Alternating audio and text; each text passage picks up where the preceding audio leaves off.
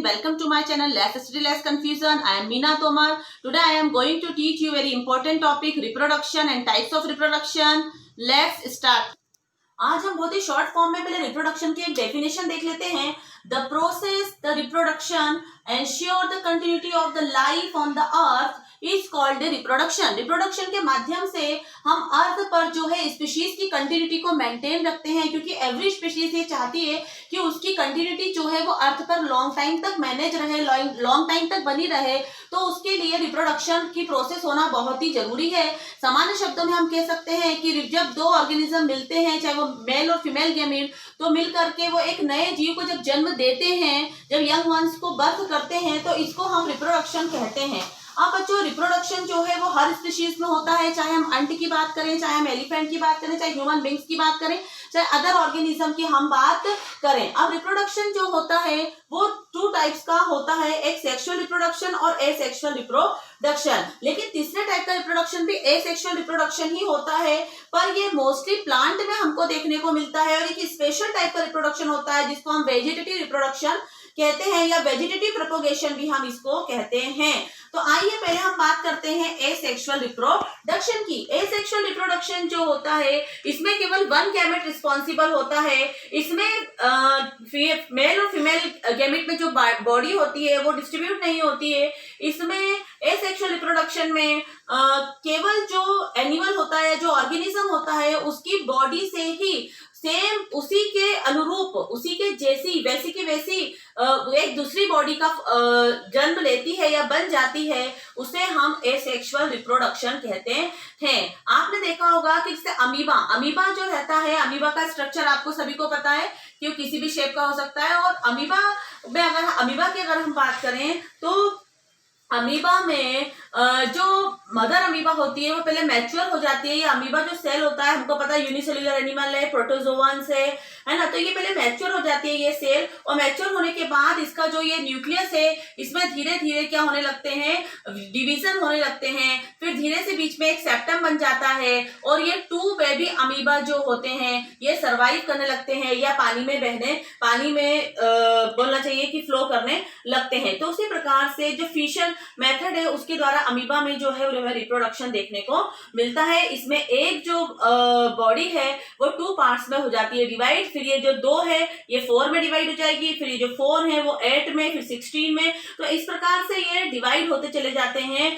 और more than quantity में ये अपनी स्पीशीज को बढ़ाते चले जाते हैं, और ये ग्रो करने लगते हैं. उसके बाद इसी का एक है मल्टीपल फिजन. इसमें जो रहती है वो आपने देखा होगा बैक्टीरिया में देखा होगा, वायरस में देखा होगा, एक से बहुत सारी जो है वो मतलब बोलना चाहिए कि डिवीजन हो जाते हैं, और बहुत सारे ऑर्गेनिज्म इसके अंदर डेवलप हो जाते हैं, सरवाइव करने लगते हैं. तो इस प्रकार का जो फिजन होता है ये मल्टीपल फिजन होता है. इसमें एक बॉडी से बहुत सारी बॉडी क्या हो जाती है, डेवलप हो जाती है. फिर आता है बर्डिंग. बर्डिंग जो मेथड होती है ये हाइड्रा में प्रेजेंट होती है. जो मदर हाइड्रा होती है पहले वो ग्रो करती है और मैच्योर हो जाती है, और फिर उसके साइड से एक बल्ब लाइक स्ट्रक्चर बन जाता है. उसके साइड से ही हाइड्रा का स्ट्रक्चर ऐसा होता है.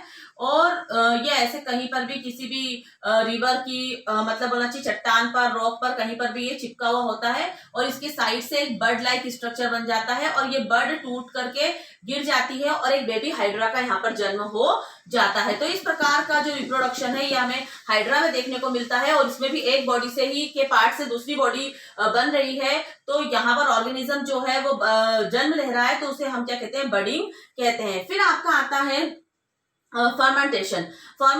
जैसे आपने देखा होगा फफूंदी है, फफूंदी में माउल्ड जिसको हम कहते हैं, राइजोप्स जो होते हैं, जिसमें मतलब एक से स्पोर्स जो होते हैं वो सभी जगह पर फैल जाते हैं, हवा के द्वारा या पानी के द्वारा, किसी के भी द्वारा ये फैल जाते हैं, और थोड़े ही समय बाद हम देखते हैं कि मोर देन क्वांटिटी में वहां पर जो है डेवलप हो जाती है फफूंदी. तो इस प्रकार की जो मेथड है उसको हम फर्मेंटेशन कहते हैं. फिर आता है आपका रीजनरेशन में क्या होता है कि कोई भी एक जो बॉडी है, जैसे प्लेन एरिया, प्लेन एरिया की अगर हम बॉडी को देखें तो जो प्लेन एरिया की बॉडी को अगर हम देखें तो इसकी बॉडी 3 पार्ट्स में क्या होती है, डिवाइड हो जाती है, और इसका हर पार्ट जो है एक बेबी प्लेन एरिया को क्या करता है, जन्म देता है। और मतलब कहने का मतलब है कि बॉडी जहां से भी ब्रेक होती है उसके बाद जो भी पार्ट जो बचता है वो पार्ट फिर से डेवलप हो जाता है, और डेवलप होकर के बेबी प्लेन एरिया जो होते हैं वो ग्रो करने लग जाते हैं। तो इस प्रकार का जो रिप्रोडक्शन होता है उसको हम रीजनरेशन कहते हैं। तो रीजनरेशन का मतलब है कि जो बॉडी जहां से भी ब्रेक डाउन हुई है, जहां से भी टूटी है, उसका फिर से बन जाना। इस प्रकार हम हाउस लिजार्ड में की जो टेल होती है उसमें भी इस प्रोसेस को देखते हैं, और हमारी जो लीवर की सेल्स होती है उसमें भी रीजनरेट करने की कैपेसिटी होती है। तो इस प्रकार का जो रिप्रोडक्शन होता है उसको हम रीजनरेशन कहते हैं। तो ये एसेक्सुअल रिप्रोडक्शन के टाइप्स थे, और सेक्सुअल रिप्रोडक्शन जो होता है वो फ्लावर में कैसे होता है बहुत इंपॉर्टेंट है, वो जो मैं आपको नेक्स्ट वीडियो में एक्सप्लेन करूंगी, और उसके नेक्स्ट वीडियो में मैं आपको वेजिटेटिव रिप्रोडक्शन जो है वो एक्सप्लेन करूंगी, जो मतलब प्लांट में होता है और बहुत ही इंपॉर्टेंट है। इसमें ब्रायोफिलम लीव्स वाला जो क्वेश्चन है वो हमेशा पूछा जाता है। तो आज के लिए इतना ही। अगर आपको ये हेल्पफुल लगा हो तो इसको लाइक करें, सब्सक्राइब करें और बेल आइकन को जरूर प्रेस करें। Thank you so much.